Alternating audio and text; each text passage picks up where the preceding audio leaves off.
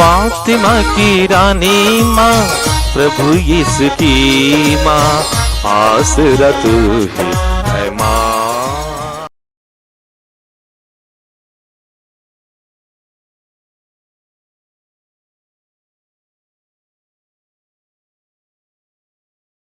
पहला पाठ प्रेरित चरित्र अध्याय 16 पद संख्याएं 22 से 34 तक। फिलिपी की भीड़ पौलुस और सिलास के विरोध में एकत्र हो गई। तब न्यायकर्ताओं ने कपड़े उतरवाकर उन्हें कोड़े लगाने का आदेश दिया। उन्होंने पौलुस और सिलास को खूब मारा और कारापाल को बड़ी सावधानी से उनकी रखवाली करने का आदेश देकर उन्हें बंदी गृह में डाल दिया।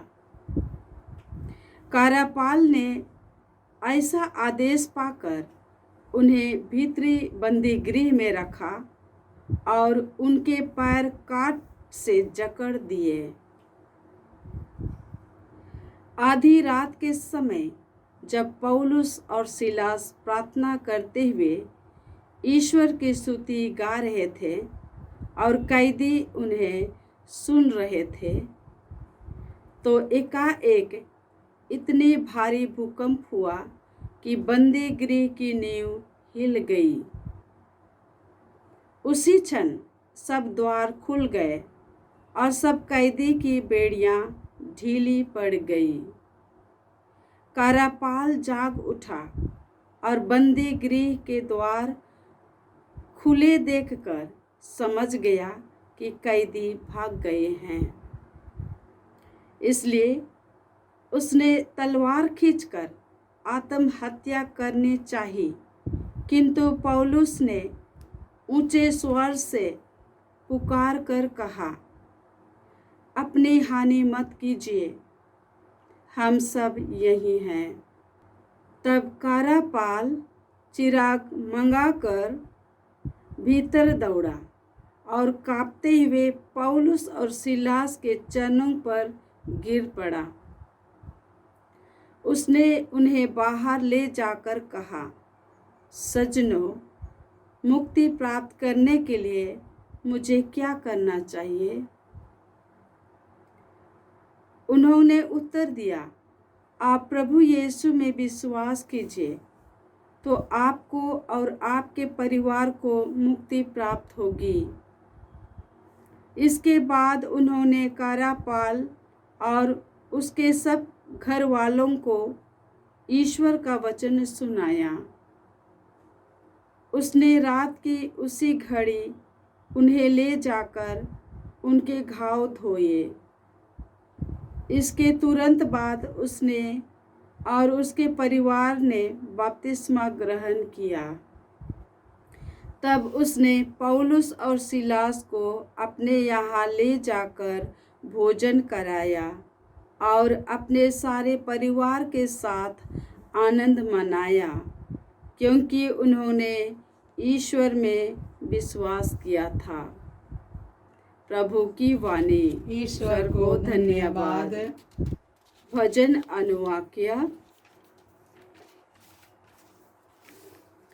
हे प्रभु, तूने हाथ बढ़ाकर मुझे बचा लिया है। हे प्रभु, तूने हाथ बढ़ाकर मुझे बचा लिया है। हे प्रभु, मैं सारे हृदय से तुझे धन्यवाद देता हूँ, क्योंकि तूने मेरी सुनी है। मैं स्वर्गदूतों के सामने तेरा गुणगान करूँगा और तेरे पवित्र मंदिर को दंडवत करूँगा। अनुवाक्य। हे प्रभु, तूने हाथ बढ़ाकर मुझे बचा लिया है। हे प्रभु, तूने हाथ बढ़ाकर मुझे बचा लिया है। तेरे अपूर्व प्रेम तथा सत्य प्रतिज्ञता के कारण मैं तुझे धन्यवाद देता रहूँगा। जिस दिन मैंने तुझे पुकारा, उसी दिन तूने मेरी सुनी और मुझे आत्मबल प्रदान किया। अनुवाक्य। हे प्रभु, तूने हाथ बढ़ाकर मुझे बचा लिया। हे प्रभु, तूने हाथ बढ़ाकर मुझे बचा लिया। तूने हाथ बढ़ाकर मुझे बचा लिया है। तेरा दाहिना हाथ मेरा रक्षा करता रहता है। हे प्रभु, तेरा प्रेम चिरस्थायी है। अपने सृष्टि को सुरक्षित रखने की कृपा कर। अनुवाक्या, हे प्रभु, तूने हाथ बढ़ाकर मुझे बचा लिया है। हे प्रभु, तूने हाथ बढ़ाकर मुझे बचा लिया है। जय घोष। हालेलुया। प्रभु कहते हैं, मैं सत्य का आत्मा तुम्हारे पास भेजूंगा। वह तुम्हें पूर्ण सत्य तक ले जाएगा। हालेलुया। प्रभु आप लोगों के साथ हो और आपकी संत आत्मा यूहन्ना के साथ। अनुसार प्रभु यीशु ख्रिस्त का पवित्र सुसमाचार। हे प्रभु, तेरी महिमा हो। अध्याय 16 पद संख्याएं 5 से 11। यीशु ने अपने शिष्यों से यह कहा, अब मैं उसके पास जा रहा हूँ जिसने मुझे भेजा है, और तुम लोगों में से कोई मुझसे यह नहीं पूछता कि आप कहाँ जा रहे हैं। मैंने तुमसे ये बातें कही इसलिए तो तुम्हारे हृदय शोक से भर गए हों। फिर भी मैं तुम लोगों से सच कहता हूँ, तुम्हारा कल्याण इसमें है कि मैं चला जाऊं। यदि मैं नहीं जाऊंगा तो सहायक तुम्हारे पास नहीं आएगा। यदि मैं जाऊंगा तो मैं उसे तुम्हारे पास भेजूंगा। जब वह आएगा तो पाप, धार्मिकता, दंडाज्ञा के विषय में संसार का भ्रम प्रमाणित कर देगा। पाप के विषय में क्योंकि वे मुझ में विश्वास नहीं करते। धार्मिकता के विषय में क्योंकि मैं पिता के पास जा रहा हूँ और तुम मुझे और नहीं देखोगे। दंडाज्ञा के विषय में क्योंकि इस संसार का नायक दोषी ठहराया जा चुका है।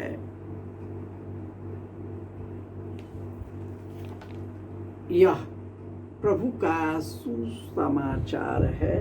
हे क्रिस्त, तेरी स्तुति हो। ख्रिस्त में प्यारे भाइयों और बहनों, प्रभु यीशु अब जान गए कि अब हमें ईश्वर की महिमा में प्रवेश करना है, उस दुख भोग की यात्रा करनी है। उस दुख की यात्रा में इस संसार को त्यागना है। और यीशु कहते हैं कि यदि मैं चला ना जाऊं तो वह सहायक पवित्र आत्मा नहीं आएगा।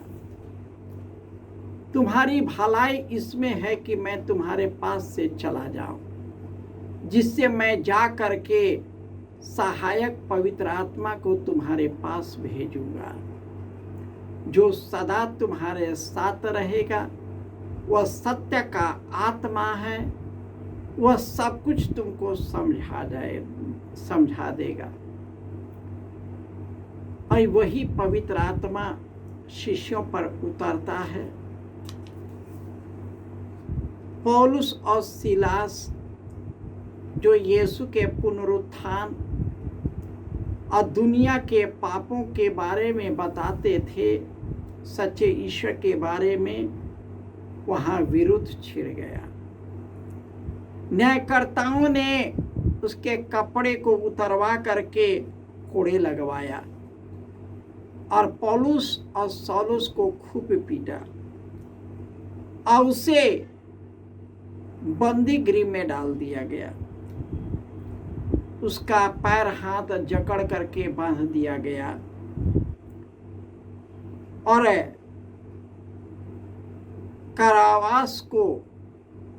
करापाल को यह कड़ी चेतावनी दिया गया कि उसकी रखवाली करे। परंतु ऐसा हुआ कि अचानक भूकंप हो गया, बंदीगृह का नींव हिल गया। उसी समय सब द्वार खुल गए, सब कैदियों की बेड़ियां खुल गई। करापाल जाग उठा। बंदीगृह के द्वार खुलते देखकर वह आत्महत्या करना चाहा, क्योंकि वह जानता था कि इसका परिणाम केवल मृत्यु ही होगी। परंतु पौलुस ने ऊंचे स्वर से कहा, यह सब मत कीजिए, मैं यहाँ पर भी। वह कारापाल उसके चरणों पर गिर पड़ा, उसके शिक्षा को स्वीकार किया, बपतिस्मा ग्रहण किया और उसका जीवन बदल गया। एक कारापाल का जीवन ईश्वर बदलता है, इसलिए बदलता है कि वह झुक जाता है। और उसमें जितने भी लोग हैं बदलते नहीं, कठोर है। यही कारण कि यीशु बोला कि वे तुम्हें इसलिए कोड़े लगाएंगे, तुम्हें सजा देंगे, तुमको बंदी गृह में, क्योंकि वे हमारे अपने नहीं हैं और मैंने तुमको संसार से अलग कर दिया है, इसलिए संसार तुमको दुख देता है। कई विश्वासी कहते हैं कि क्या करें, मैं भला करता हूं केवल बुरा मिलता है। यह संसार भला नहीं है, स्वार्थ का है, अपने आप का बंधा हुआ है। और यीशु इसी स्वार्थ से निकालता है जो निकलना नहीं चाहते। जो बंध जाते हैं वे सेवा करने वाले पर ढाते हैं, कुकर्म करते हैं, मार डालते हैं। वे यह भी नहीं जानते कि हम क्षणभंगुर दुनिया में जीते हैं।